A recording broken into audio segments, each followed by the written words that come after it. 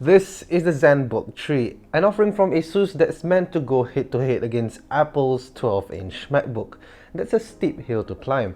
For starters, its thinness is 11.9mm, so it's slightly thinner than the original MacBook, and it weighs 10 grams less at 910 grams. For the materials, they went with 6000 series aerospace grade aluminum alloy comboed with 0.4mm of Corning Gorilla Glass for the gorgeous 12-inch display right there. Now, it's great they gave it the toughness to actually go against day-to-day lives, mishandling and user abuse. Now for the colors, this one right now is actually royal blue. There's another one called quartz grey, and finally one, you can't miss it, it's called rose gold or pink or whatever. Now, speaking of gold, Asus logo here and the accents on the outside of the notebook trimming right there is gold, which looks really fancy. And not only that, the keyboard keycaps also are made in gold. So not only are they going premium with build quality right here, they're going premium in terms of its color scheme as well.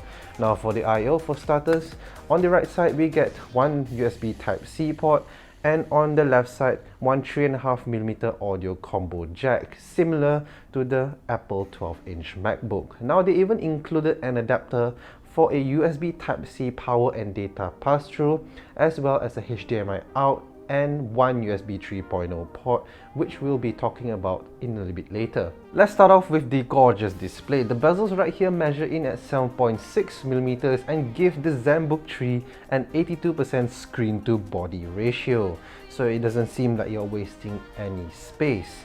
Now, the 12.5-inch Full HD IPS display is both vivid and sharp despite having less resolution and PPI count compared to the original Apple MacBook, and it has excellent viewing angles to boot, up to 178 degrees. Pretty awesome. Now, it has an anti-glare coating which helps me a lot in certain situations, for example when editing on trains where the sunlight would sometimes shine in from the windows, or when I'm at outdoor cafes. Now the Gorilla Glass that I mentioned before gives the display a very glossy and sharp look, which is a nice change in comparison with the usual matte offerings that you will see on notebooks of this day. Now moving on to the keyboard and typing experience, well, for starters, I am surprised. Well, it's due to the way they designed the switches on this one. On the MacBook, it feels very neutral, very tactile. It's almost like it doesn't depress down in any sort of way. But in this case, it's different. Well, you can hear for yourself.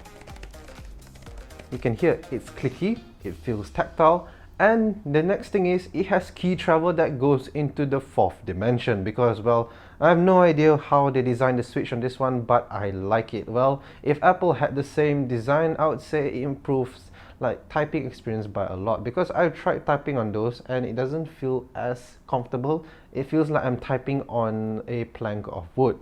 Well, this one actually feels very nice to type on. There's good feedback and I like it. Now for the trackpad, it's made out of glass and it's very smooth and it's a joy to use, surprisingly, and much better than the ones they are using on their high-end series of gaming notebooks. Well, this being a premium product and all, it wouldn't be complete without the full trackpad experience.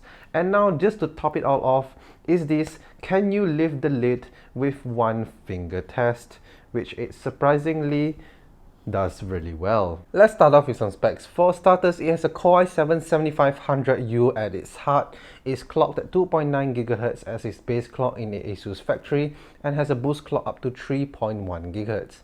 Why do I say that? Well, because according to the Intel ARC page, that this SKU of Core i7 supposedly has a base clock of 2.7 GHz and a boost clock up to 3.5 GHz. But I suspect they did this to improve performance at its base clock without actually chewing much battery. Now for the TDP, it sits around 15 watts and maxes out at 25 watts, and during balance and power saving mode, it doesn't take up a lot of power, which aids in its battery performance.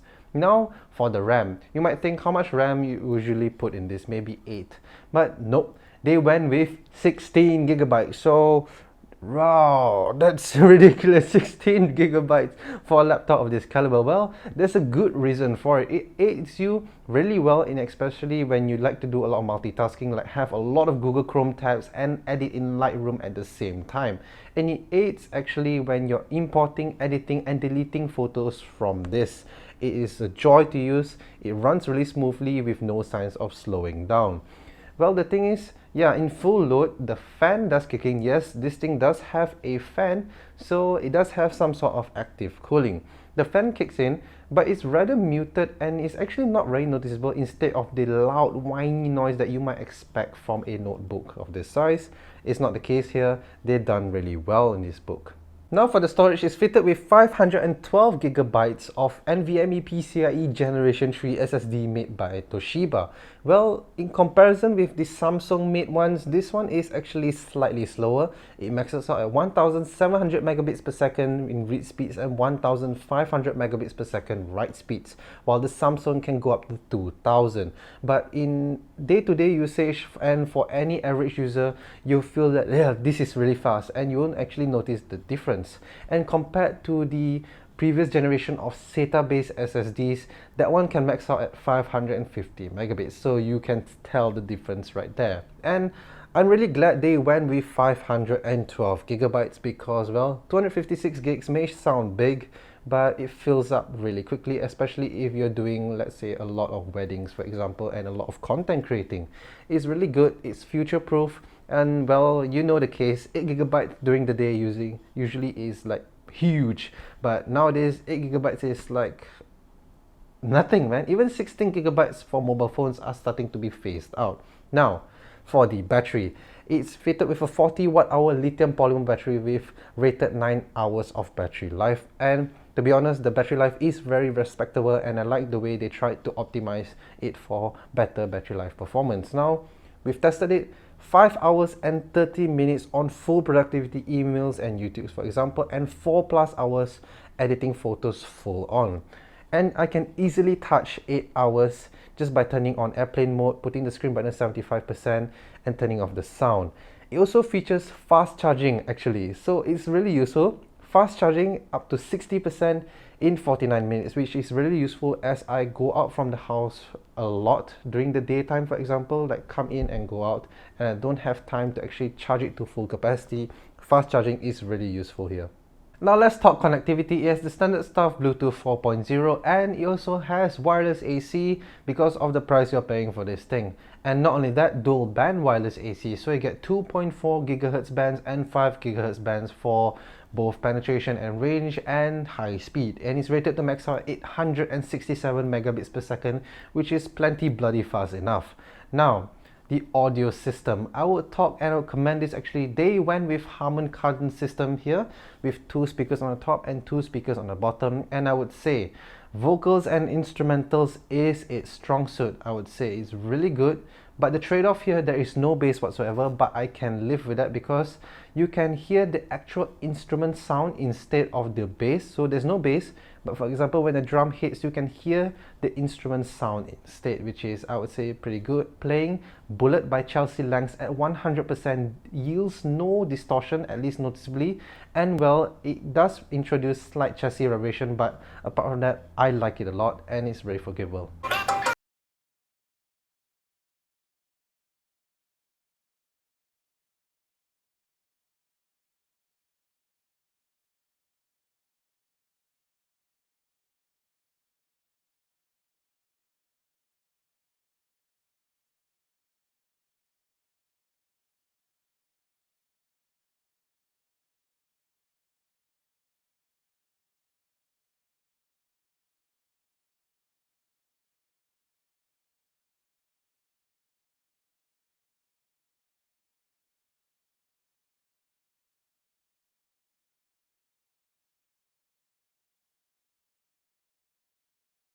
Okay, now this is the webcam and internal microphone test. As you can see, the webcam is just usable.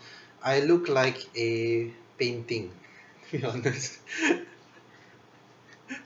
Look at it, there's barely any detail. Everything looks so... My face looks like a ghost. If you want to look like a ghost, No surprise with the tiny little sensor that they put into the laptop. Hopefully the microphone is good. Now here are my honest thoughts on the Asus Zenbook 3. In my book, I would say it's a very good product. And if your question is, can I compare this with the Apple MacBook? Like, how would it fare? But first things first, they run two different OSs, Windows and Mac. And by all means, it boils down to which one you're comfortable with. For example, if you're more comfortable with the Mac ecosystem, with the way they work and everything, you prefer Mac over Windows, by all means, please stick to Mac. And if you want a Windows machine but offer the same level, the same feeling like buying a MacBook, this is the closest you can get. The styling is awesome, the build quality is awesome, performance is good for a laptop of this class, as well as the battery life. Everything seems to be well balanced out. It's a really good product, really good premium and very good Windows product if you have the money to actually go out and buy one of these. So for businesses, for example, businessmen might be attracted to this well because it shows off that it looks really premium. It shows off the sense, the value, the status similar to what Apple does. But here is one gripe that I have regarding the Zenbook 3. And it's not at all regarding the Zenbook 3. It's regarding the accessory package. Well, it's the USB Type-C dongle connector that was included with the Zenbook 3. Here's my main gripe. It's not the adapter at all that is at fault. It's the fact that it wasn't included with two USB 3.0 or at least two USB ports. Because any normal person would need at least two. Not a power user, normal people would need at least two. One to plug, for example, a mouse. Second one to plug in a hard drive or pen drive or any other thing that would like to plug in. The one included only has a USB Type-C, power and data pass-through, a HDMI port, and one USB 3.0 port. The thing is, it's not the adapter is at fault. It's the fact that there is a premium adapter made by Asus for this product, but they have chosen to make it optional. So here's my main gripe. Why go so far to make something so premium, in the end not offering the full package? Because, well, other companies may be able to do that. We all know why. Because they have the brand, they have the status to back it up. In this case, Asus. Your strong suit is actually listening to the users, what the users want, rewarding the users. And in my opinion, if you had included the full premium adapter, it's like having, hey guys, we have a premium laptop and we're giving the full premium experience by giving you a premium adapter for free. And that, in my mind, is a lot of reward just for the user. We're going out, you're going so far just to pay for your premium product that is not included with the full package. So why? You've included an RJ45 to USB 3.0 port with my G501, and that was very respectable because I looked in the box and I was like, this is a very nice inclusion because it doesn't have an RJ45 port. I feel it gives off a very rewarding feeling for paying that much money and have them focus on all these tiny little details. So Asus, if you're listening with the Zenbook 4, please do include the premium adapter or at least something with two USB 3.0 ports because, well, in my honest opinion, I do feel a little bit cheated if I do pay 7,000 for this and I have to go out and pay more money for something that supposedly is premium. I mean, for example, we did pay 50 ringgit extra to review this laptop because we needed the more USB ports. So yeah, that's about it for my review. Other than that small bit, but it's a very important bit, I hope you guys listen. The laptop is faultless. I can't fault the laptop. Performance is great. Everything I mentioned before is very good styling. And I would say in 2 years, this laptop will look great. Even it's 2 years old. And that has been my review of the Asus Zenbook 3. I'm really looking forward to what they come with next year. Zenbook 4 probably, with, let's say, a more premium package to reward its users for its long time seriousness and as well as commitment to the Asus brand. And that's about it. I hope you like this review. Do input what you think about the Zenbook 3. If you've bought one or if you're thinking to buy one, do comment down below. Do like and subscribe for other content and look forward to what we have to produce in the future, as well as check out CalvinPixels.com for our written reviews and other content. I thank you guys and see you in the next one.